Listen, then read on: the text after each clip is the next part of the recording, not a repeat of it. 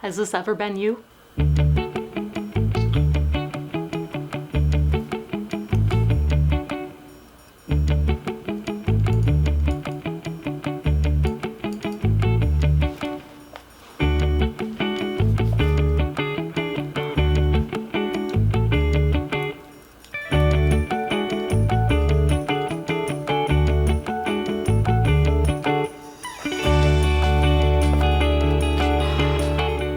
I got nothing.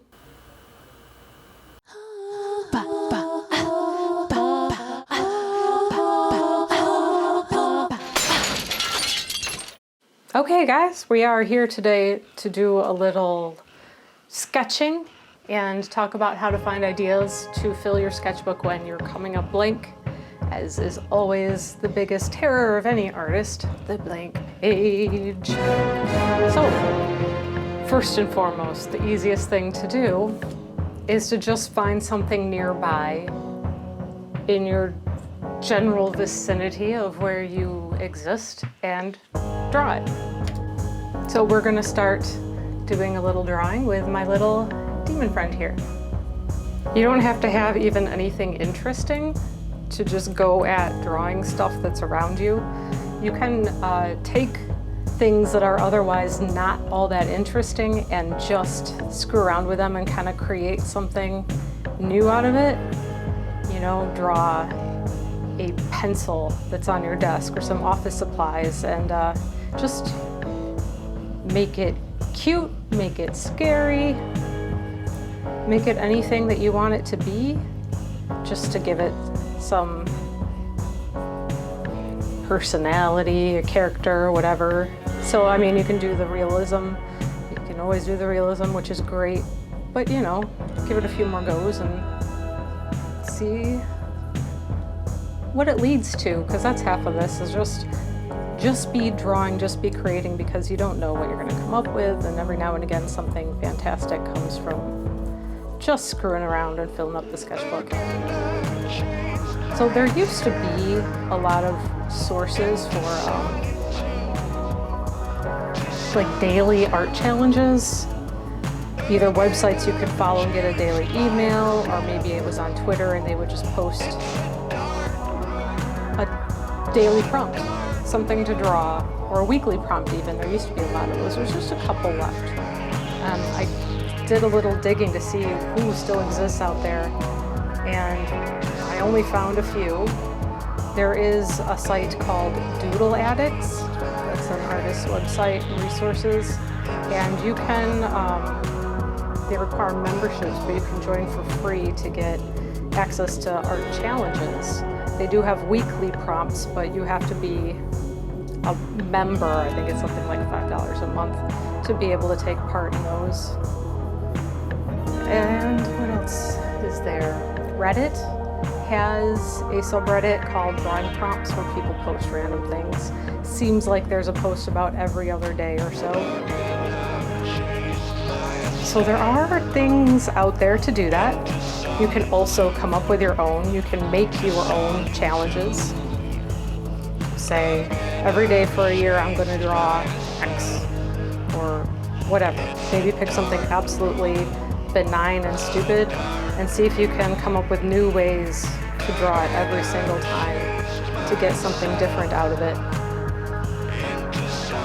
I mean, that's half the challenge, is make it fun, make it interesting. Try to see if you can get it to accomplish anything or speak to you or whatever. There's a lot of ways you can use something like, use my pen things like Pinterest, going on there and say, whatever's in your feed, first image in my feed or fifth image in my feed, I'm gonna see if I can come up with something out of it. Do things like that. Look out your window, find something new and different than you've noticed before and draw it. There's so many ways to find things, and it doesn't have to be something amazing. You don't have to be creating the best artwork you've ever made. This is just getting the juices flowing. The more you do, the better your idea finding will be. The easier things will flow over time. And that's what we want. And you may just accidentally come up with something that's just brilliant and that you'll want to do something with.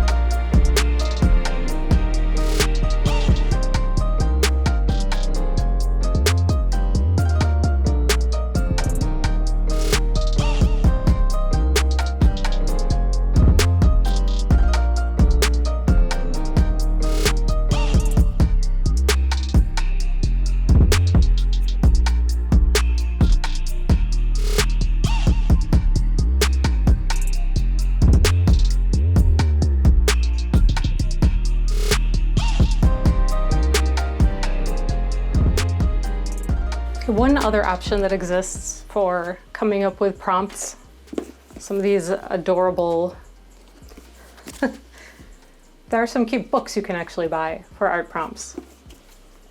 Here's one that I picked up in an art store a while ago. I just thought it was really adorable and it wasn't expensive, and what it has is breakdowns by chapter into characters and creatures and objects, situations, environments.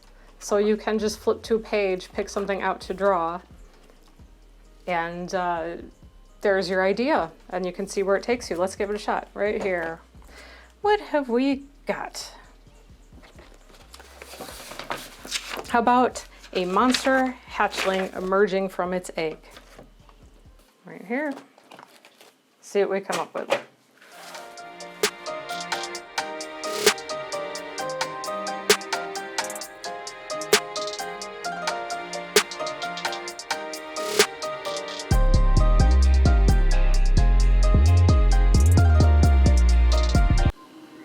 Always got that kneaded eraser nearby.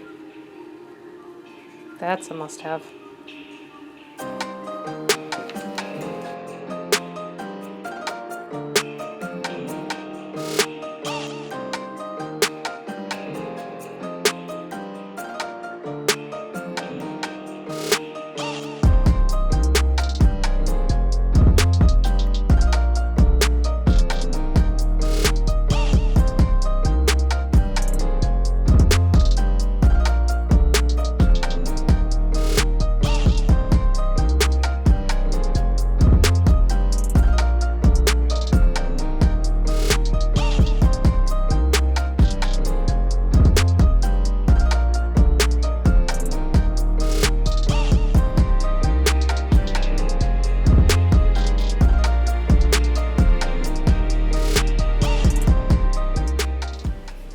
Okay, so just real quick there, a random little monster, some little demon horns and tail hatching from an egg. And it's ridiculous, but it's just fun. There's another method of sketching that I've heard about. I've heard talked about a little bit that is kind of interesting, and it takes it to a more kind of meditative space, and it can be an exercise to do before you get into a bigger project. The idea being that you just sort of shut off your brain and you start putting your pencil to the paper without having anything in mind, without any plan. You're just gonna put down marks and let your brain go.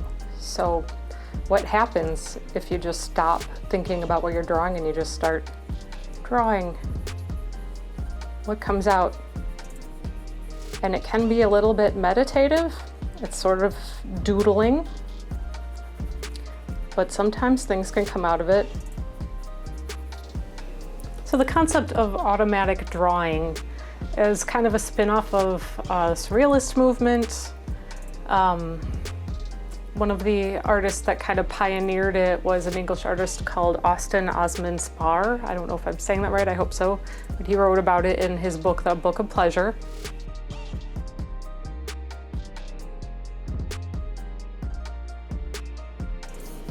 So this is kind of just a way to loosen up the hand, loosen up the mind, let go a little bit, which is always harder than sounds like if you're a perfectionist in the sense of creating things, and I know that I struggle with that. So this is a really great exercise to just let your hand do what it's gonna do. And then when you take to your sketchbook and other things, you've let go of a little bit of control, which lets things happen a little bit more. And you know, you can always look back on these drawings and approach them as you would looking for shapes in the clouds. See what's buried in there. Maybe there's some Freudian message that your brain's gonna try to communicate to you. Or maybe you really get into this and you end up being the next great Salvador Dali. Just, you know, turn it into a elephant or something.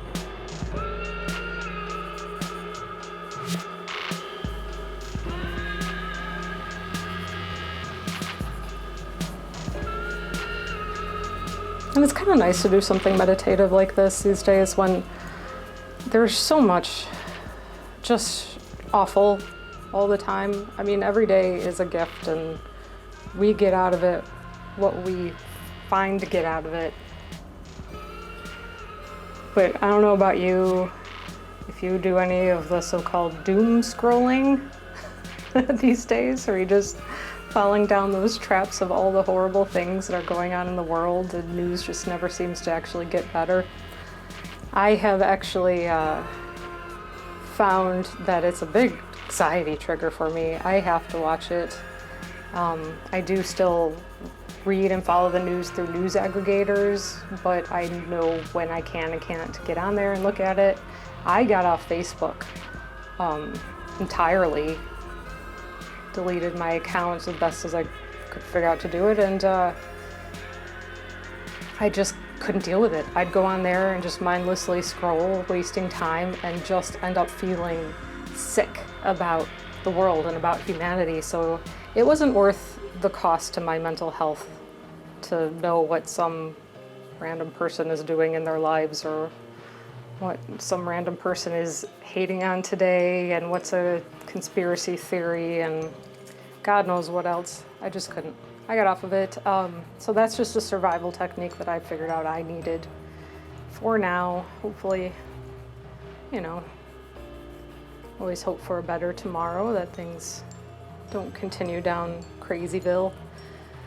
But, you know, you have to figure out what works for you.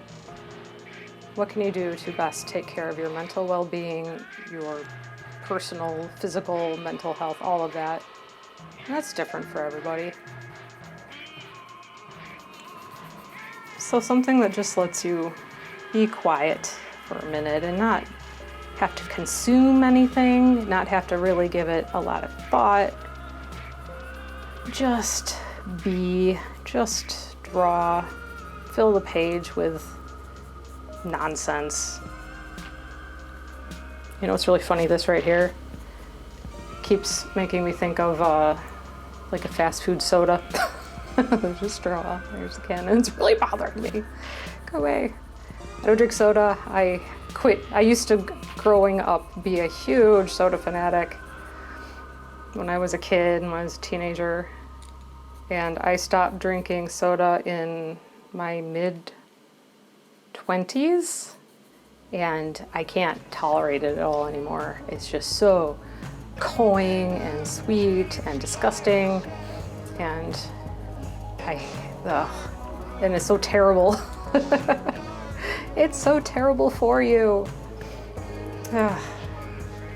But yeah, I am obsessed, however, with sparkling water. I'm on that bandwagon. I do enjoy it very much. My primary consumptions as far as liquid goes is black coffee, water, and some sparkling water. And that's most of my life, most days of my life. I don't like funny flavored things. I don't like sweeteners in my drinks. Ugh.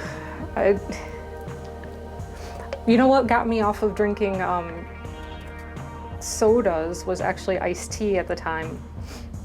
But I think that if anybody's gonna try to quit, I would recommend kind of switching to maybe a LaCroix type of beverage that doesn't have any funny like sweeteners and junk in it, artificial or otherwise. Because I know, like, switching from something that intensely sweet and flavored, this tastes really weird and almost off-putting at first, but if you can get past that, it still gives you that fix of having something cold and fizzy without all the garbage that will, you know, kill you like everything will. So I hope you got some good ideas for what to do when you're facing that blank page, when you're staring down death in your sketchbook, and it is the epic battle of what to draw today.